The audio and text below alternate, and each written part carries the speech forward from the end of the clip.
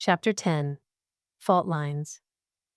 Even though I walk through the valley of the shadow of death, I will fear no evil, for you are with me. Your rod and your staff, they comfort me. Psalm 23, verse 4. It started with a sound. A door slammed, sharp, sudden, splitting the silence in two. But not here, not the cottage. In the dream, she was somewhere else. The floor was icy against her skin, bathroom tiles, unforgiving and cold. Ruthie sat with her back pressed to the tub, knees drawn tight to her chest, pajama pants bunched beneath trembling hands, her face buried against her knees, the fabric wet with silent tears she barely noticed. On the other side of the door, Dylan's rage filled every corner of the house. He was screaming, words she'd memorized, threats she couldn't forget. She pressed her palms over her ears, but the shouting only grew louder. The door shuddered beneath his fists, hinges rattling with each blow. The entire world shrank to the sound of banging, louder, louder, until wood splintered, the lock giving way, and she jolted awake, a scream tearing loose from her throat. The cottage was still. The nightmare clung to her, sticky as cobwebs. Her heart thundered against her ribs, breath coming in shallow gasps. Sweat slicked her skin, soaking the neckline of her shirt. Bear, startled by her scream, had bounded to her side, barking, deep and frantic, ready to defend. He pressed his weight against her, warm and solid, a living shield between her and the shadows. It's okay. Ruthie whispered, though her voice shook so badly it sounded like someone else's. She reached for Bear, fingers sinking into his fur, anchoring herself to the present. It's just a dream. I'm okay. We're okay. But as she tried to steady her breathing, her whole body trembled with the memory. Bear watched her another minute, chest heaving, eyes alert. Then slowly he lay back down, putting his head on his paws, ears still up. He had believed her, even if she didn't. Ruthie sat curled on her bed, knees tucked tight to her chest, the aftershocks of the nightmare still echoing through her body. Fear pressed down, heavy and unmoving, as if the dream had seeped into every corner of the room, into the very air she breathed. She tried to slow her racing heart, listening for something, anything to ground her to the present. Then she heard it, footsteps outside her window, steady and deliberate, the type of stride that belonged to someone who knew this place. Ruthie's breath caught. She slid to the edge of the mattress, peering through the glass.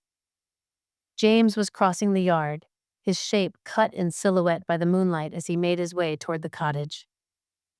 She pushed the window open, hands trembling. Before she could call out, his voice drifted up, rough around the edges, almost blending with the night. You all right? Ruthie nodded a little too quickly, hugging herself tighter. Just a bad dream. After a moment, he spoke again. Do you want some company? She hesitated, pride and fear tangling together. She wasn't used to asking for help, to letting anyone see her like this, raw and undone. But the need for comfort outweighed her old habits. Yes, please. She replied, surprised by how much she meant it, and how vulnerable it felt to say so out loud. The words hung there, fragile but real. A few moments later, James stood waiting by the door, his presence quiet and patient. Ruthie rose and let him in, her arms wrapped around herself for comfort. Together they walked to the lounge. Ruthie sat on the couch and James joined her, not too close, not too far, simply there, present and steady in the soft hush of the room. He avoided pressing her for details and attempting to fix the unfixable. Instead, he sat in silence, offering the steady reassurance of someone simply willing to stay. After a while, James spoke again. I still get them sometimes. She looked at him, confused. Dreams, or moments, I mean. He rubbed the back of his neck. I'll be fixing a fence, and suddenly I hear Ellie's voice in the wind. Or I'll wake up swearing someone called my name. He paused, then added, quieter. Or worse, I dream of her alone, life leaving her slow, scared, with no one there to stop it. Only someone hell-bent on hurting her. He scratched behind Bear's ears, eyes far away. Pain and grief don't ask permission. He said. It just rewires the house, flicks the lights when it wants, opens doors you thought you'd sealed. Ruthie didn't respond right away. I hate that it still owns me, She said finally, voice like a frayed thread. even now. It doesn't own you. James replied. It just left a mess. You're allowed to take your time cleaning it up.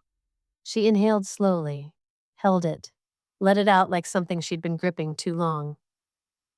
I am sorry I woke you, James. You didn't. He said. Bear did. He's a good one. Doesn't let fear go unanswered. They sat for a while longer. Then Ruthie stood, careful, not hurried, not braced. I think I'll try again to get some sleep. James nodded. Did you want me to wait on the couch for a while? Thank you. She said. But I think I will be okay. You need to get some more sleep, too. James rose from the couch, nodding. Yeah, you're right. He said. I'm just glad you're safe. And I'm not far. If you need anything, just let me know. He offered her a gentle smile before heading to the door and making his way back to the main house. Thank you for listening to this chapter of Healing on the Land. If this story has touched your heart, I'd love for you to come join me for the next chapter. You can find it here on this channel. If you'd like to support more Christian storytelling, you can purchase the full book or make a donation using the link in the description. Your support, no matter the size, helps us to continue writing stories of faith, healing, and hope. And don't forget to like this video and subscribe to this channel. May God bless you, and I hope